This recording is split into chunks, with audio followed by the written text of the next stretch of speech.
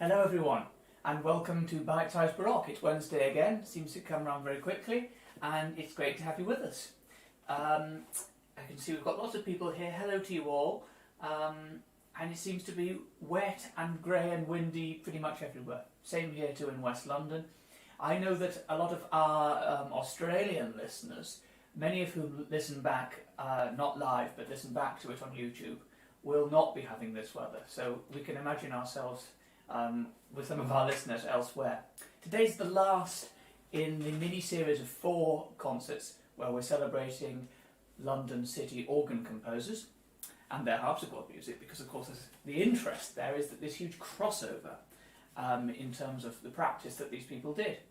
And today I'm kind of thinking a little bit about organists practicing, because a lot of the pieces that we're playing today could be at home on the harpsichord or the organ, and it's the sort of thing that they might have worked on the harpsichord or even the spinet at home and then taken their music on the organ. They might have composed on it, even composed orchestral pieces while using it. To kick us off, A New Ground, that's what it's called, A New Ground, by Henry Purcell. This comes from the Music's Handmaid.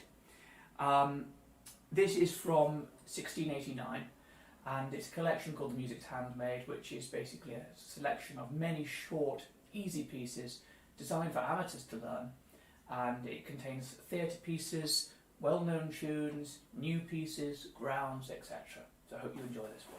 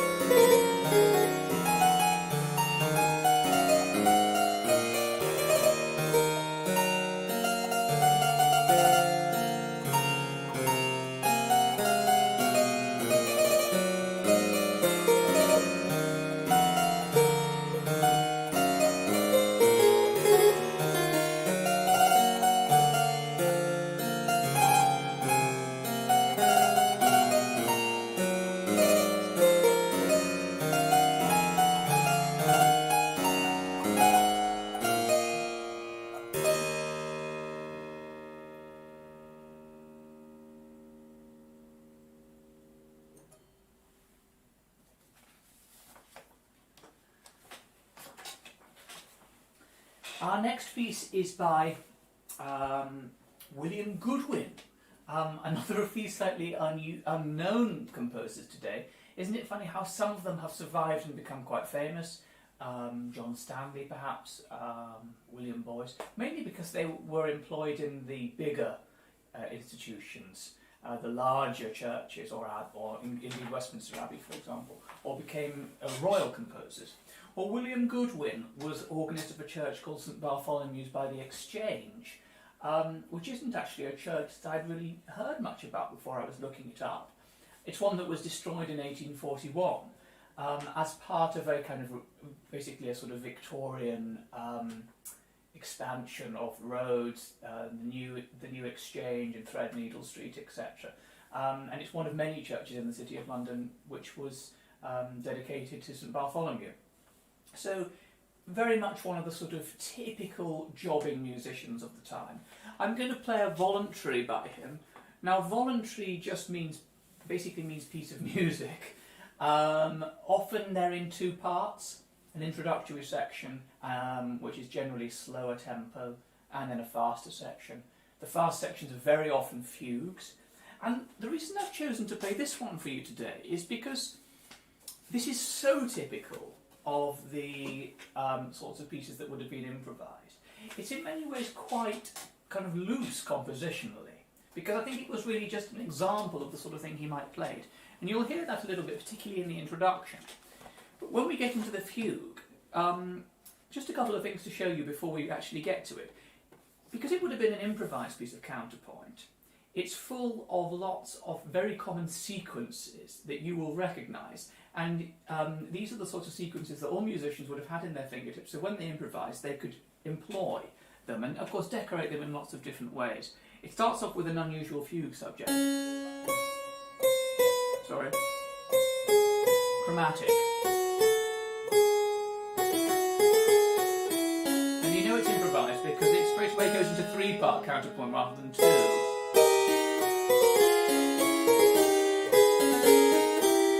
Etc.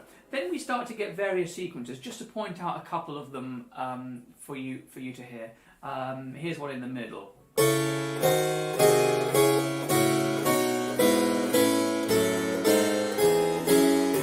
This is where the bass is going three down and one up,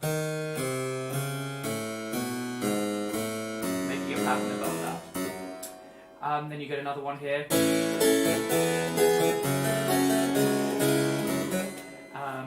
And then we get the most famous sequence of all, which is called the Circle of Fifths, where the bass basically goes down by 5 notes, and then up by 4. Down 5, up 4, so down a fifth. Now that's one of the most common patterns in all of music. It's used in pop songs, it's used in Baroque music, it's used absolutely everywhere. You'll have heard it millions of times without even realising it, probably whilst going around the supermarket.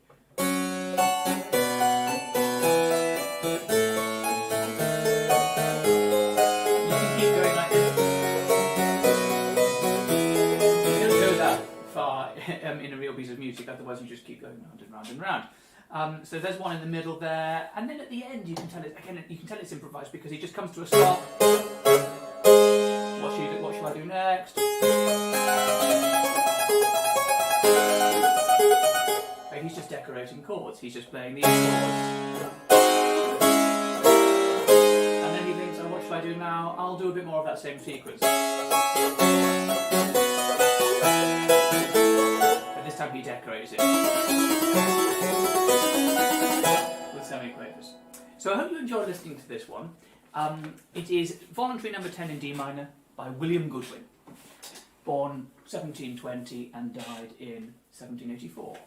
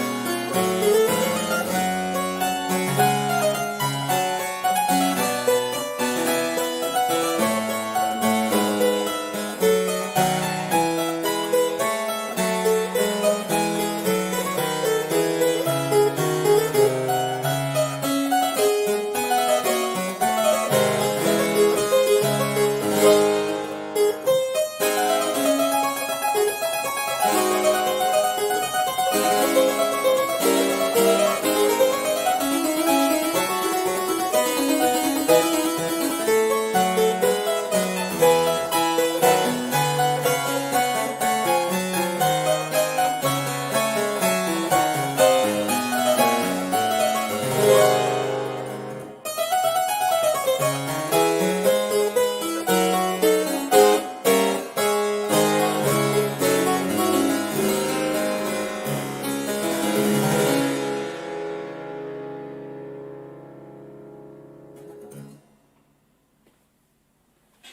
a splendid work.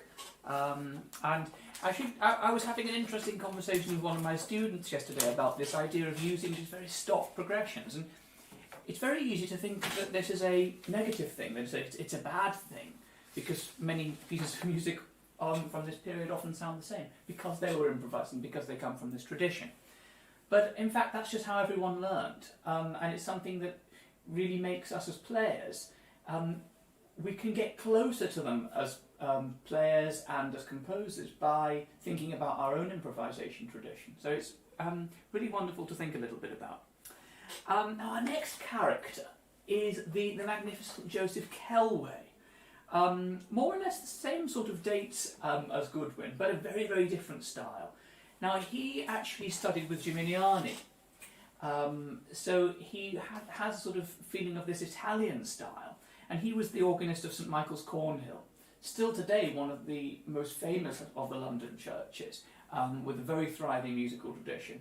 And it's really, in fact I was in that church not too long ago playing an organ recital there, and at the back I was looking at the list of all the organists throughout the period, William Boyce in there for example as well. And it's a really amazing list of people, and he's part of that same tradition. And apparently Handel came to hear him play, so he was really a big character, was Joseph Kellway. And he was part of this group of people who celebrated and played and championed Scarlatti's works, because Scarlatti's works became extremely popular in England. It's a little bit hard to know exactly why, because unlike a lot of things that became very popular, he didn't need a particular kind of revival. He didn't need some people to particularly bring his works here. They seemed to, as soon as they came here, they became very popular. You can hear a little bit of that in this piece. It's quite a light textured piece. It's from his harpsichord sonatas. It's just the first movement in G minor from the sonata number 2. And it's an interesting one. It's mainly in 2 parts, 2 voices, but has some unusual turns.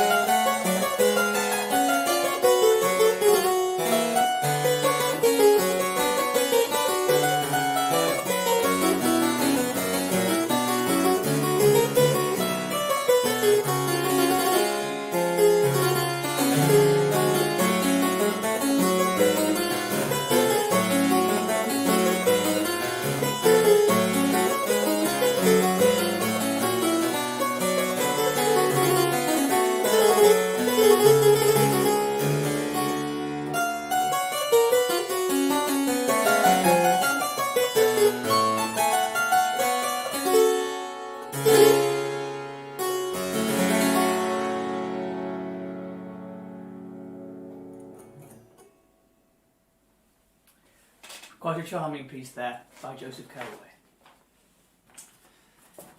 Now, many of you may know that I'm in fact, what's one of the great joys in my career at the moment is the organist of St Mary Le Bow in the City of London, and that's really where the interest in this repertoire has come from for me. St Mary Le Bow doesn't really, compared to something like St Michael's Cornhill, have quite so many famous organists in its past, despite the fact that in terms of the building, it's really one of the most famous buildings by Wren. And of course it's very iconic from things like the Oranges and Lemons nursery rhyme, the Great Bell of Bow, the Pearly Kings and Queens, etc. But musically speaking, it seems to be a little bit less sort of famous throughout the 17th and 18th centuries. But one thing that I have discovered is that there was a publisher, well, several publishers in the area, but there's one actually in the churchyard of St Mary Le Bow, Bow Churchyard. Now, just opposite that church is where a lot of Gimignani's works were sold, but there was also the seller who published Peter Preller's works. Now, Peter Preller was a French composer who came to settle in London. He was a composer himself, but also published some very interesting pieces in Bow Churchyard. So that's why I'd like to play a little piece that comes from Preller's The Modern Music Master. The Modern Music Master is basically a treatise for learning different instruments, and slightly unusually it's actually got sections for lots of different instruments. There's bits about learning the violin, about the oboe, about singing, about composing, etc. But the bit, of course, that interests me primarily is the bit on harpsichord writing. In this section, we actually have on the title page some interesting things that tell us a little bit about what it must have been like. It's called The Harpsichord Illustrated and Improved. So, yes, Preller, and this piece is by Babel, because in Preller's collection, he actually publishes works by other composers. And this is a prelude by Babel, who of course fits very well into the organist traditionals, because he was the organist of All Hallows, Bread Street. Now this is quite a fiddly prelude for about page 4 of a document that was designed to help you learn the harpsichord. So there's some interesting things there. It's a short prelude in F. It's really just a decoration of some very, very simple patterns. Again, it's all about patterns. Hope you enjoyed. Babel's Prelude in F from Preller's The Modern Music Master.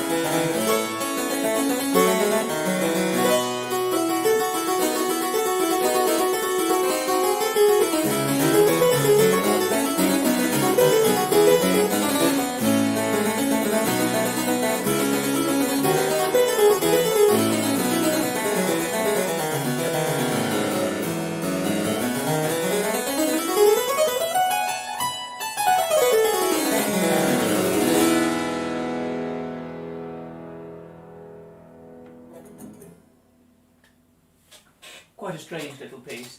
Tells us some interesting things about Babel as well. If you sort of look beneath the surface, these octaves tells us a lot about what his playing might have been like, and then a big flashy scale at the end.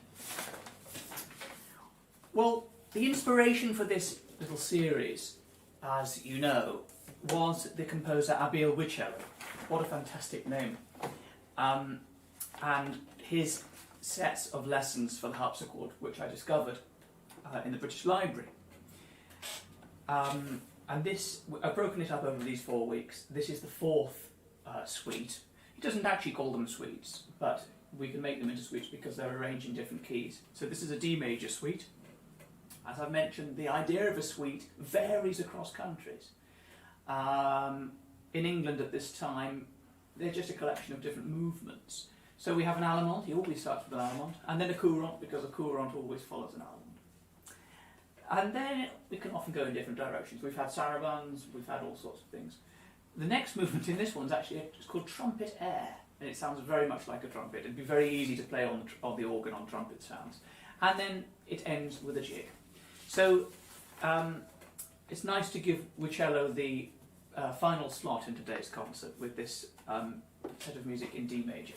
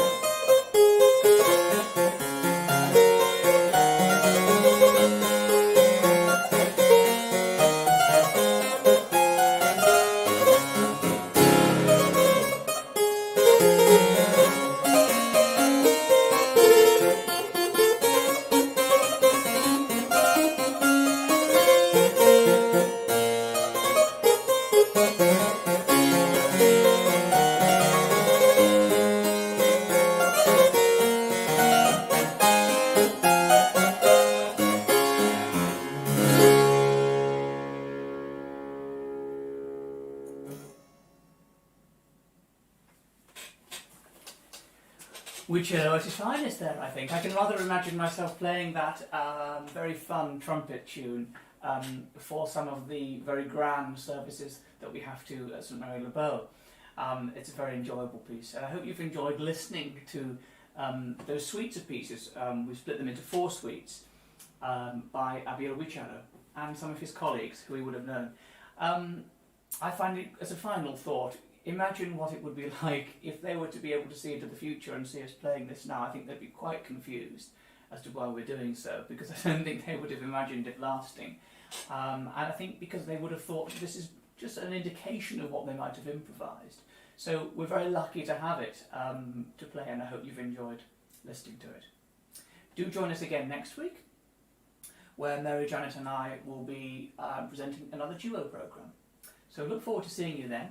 Thanks so much for joining us. Yes, requests are always welcome, as are questions and comments and thoughts. We love to hear from you. Have a lovely week and take care. Bye-bye.